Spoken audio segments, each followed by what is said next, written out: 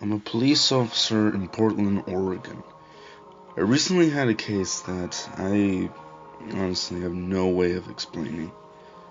It was a Friday night during April, and I happened to get a call, that there was an incident going on at a house actually near where I was. I drove over there to see what was going on, and before I could even step through the door, well, you'll find out soon. I heard what sounded like screaming and stabbing going on. Typical stabbing. But it seemed like this one seemed to be more brutal. There was already a body right at the door, so I was number one on the list of people. When I got inside, I looked to my left, and through the kitchen, which for some reason was right by the fucking door, there was a table which had about 2 dead bodies at it. I don't really much remember. There was a room to my left. Oh, no, I meant my right. And in that room, there were about 1 or 2 dead bodies in there, so now the body count was up to 5. Holy shit, I thought to myself. I heard screaming and stabbing coming from upstairs, so I decided to head upstairs before I checked more of the house. But when I got up the stairs, the screaming had stopped, and I saw someone or something come out into the hallway. The thing about this was that even though the hallway was extremely dark at the time, I was still able to see it. See whatever it was at the other end. I pulled out my gun and my flashlight and shunned it onto the figure. And I couldn't believe who it was. It was him. I ran out of that house right away. I didn't even bother to go up to the man and try to arrest him. I knew who it was. When I got back to the station, I had to tell the phone operator to call backup, because it was a much more serious case. While I was writing my report, I got a phone call from one of my friends who also happened to be on the force with me. He said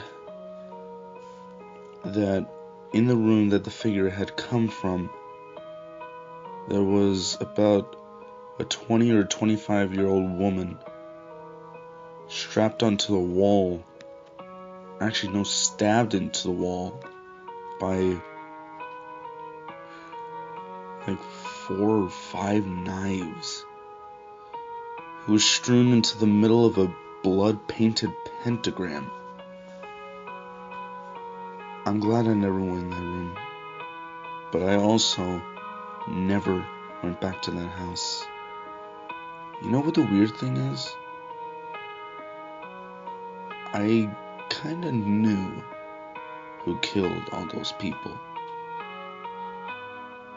And I'm just glad I never caught him. Because if I had caught him, it would have been the end of me.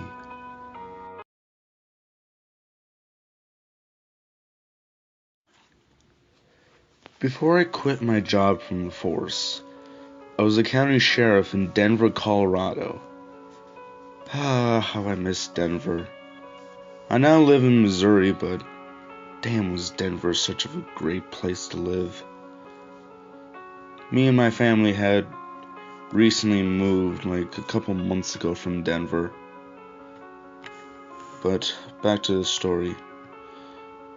There was one case, one call that I went on that I don't really think I'm ever gonna get back. So, I received a call from the call operator that there was a shooting going on in a house not very far from where I was. I was doing a patrol down I don't even remember what the street was when the call had come in. So I went to the address, and lo and behold, it was actually a house that had a pretty dark reputation. People around here called it the House of Darkness. Not really sure why, but that was what all the hooligan kids called it. Well, I went to the house along with my partner. We'll name him Jake. Jake and me went into the house, and we could definitely tell that a shooting had happened. But the problem is, we didn't hear any gunshots when we got in. That wasn't until we heard what sounded like a bang come from the basement. Like a gunshot bang. So, we went down to the basement because that's where it sounded like the gunshot had come from. When we got down there, holy fucking shit. It was absolute carnage down there. There were bodies all over the ground. There were about 2 or 3 of them strapped to the ceiling by chains. There was another body, about maybe a 10-year-old boy, was strung up in a hangman's noose. Not saying that he killed himself, but it was almost like someone put him there. I looked around when all of a sudden I saw 2 yellow eyes. Almost like cat's eyes, but way too yellow. That wasn't until, out of the darkness from the corner in which the eyes were in, an old-fashioned Western pistol raised up, and I froze. Suddenly, the bang from the gun went off, the same bang that I had heard, and Jake got shot. I swear to God, he got fucking shot. But not dramatically. He was only shot in the shoulder, so he would recover. I aimed my gun at the man and told him to show himself into the light. When he did, gotta be honest, I froze up again. It was apparently another one of those metademons, as they're called. I think this one was Gunslinger Night. If you've heard of Gunslinger Night, then you will probably know that back then in the Wild West, he was a kind of corrupted sheriff. He wasn't really around during most of the crime that went on in the town that he was sheriff for. And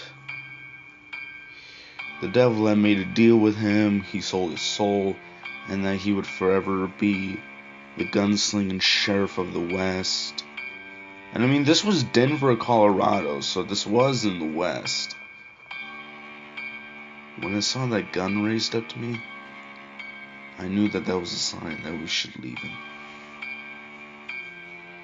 It wasn't until I raised my gun and I shot him in the heart, but with no effect.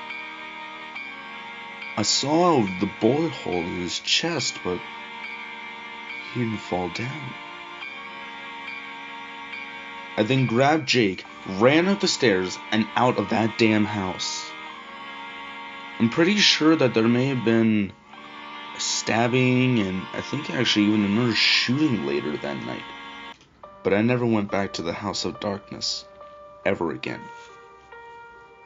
Not after seeing that metademon in the basement. I took Jake to the hospital and he's alright now. That was 2 or 3 months ago. That was also one of the reasons that I wanted to move. Was because I didn't want to have to take another call meeting him again. I miss Jake. Jake, if you're hearing this, please listen to what I have to say. Be careful on the job. You never know when one of them might just come out and screw your life over. I miss you, Jake.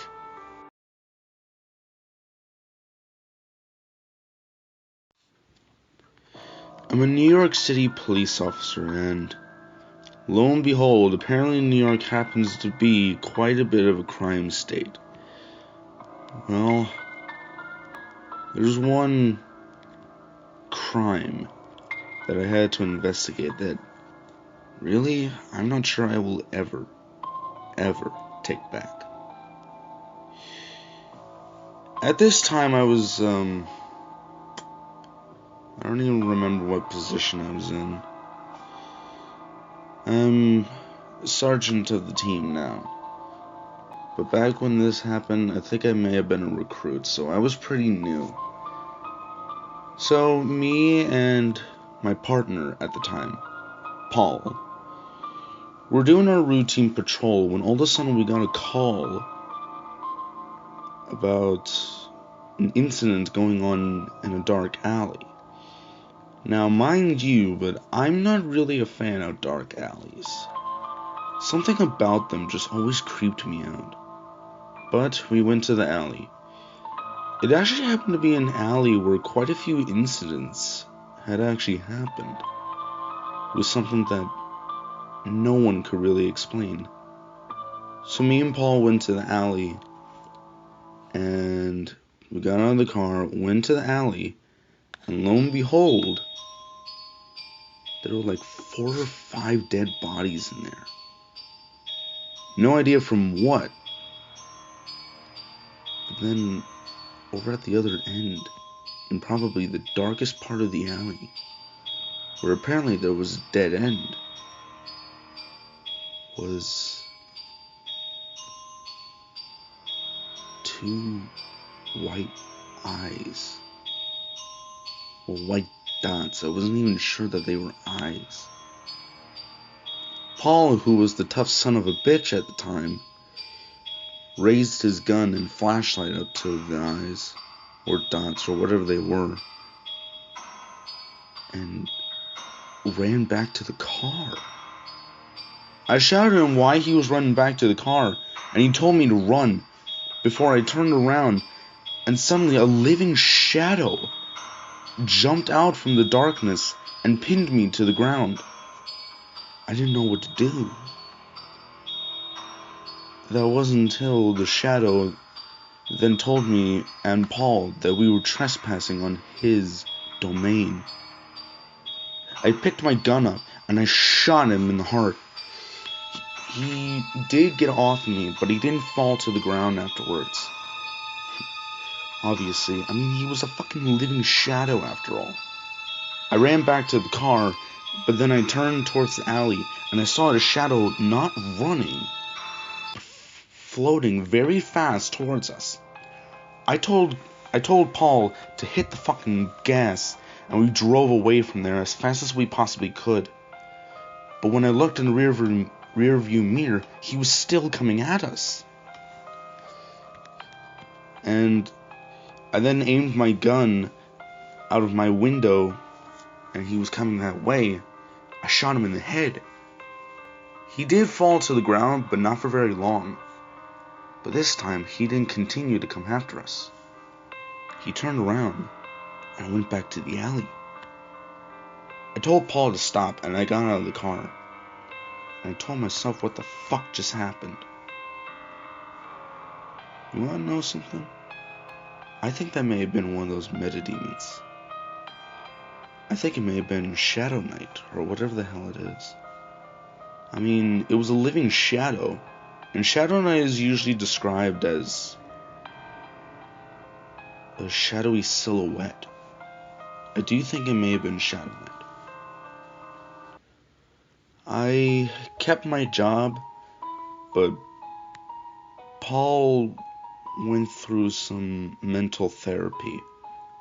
Apparently Shadow Knight fucked with his head, and I don't like that.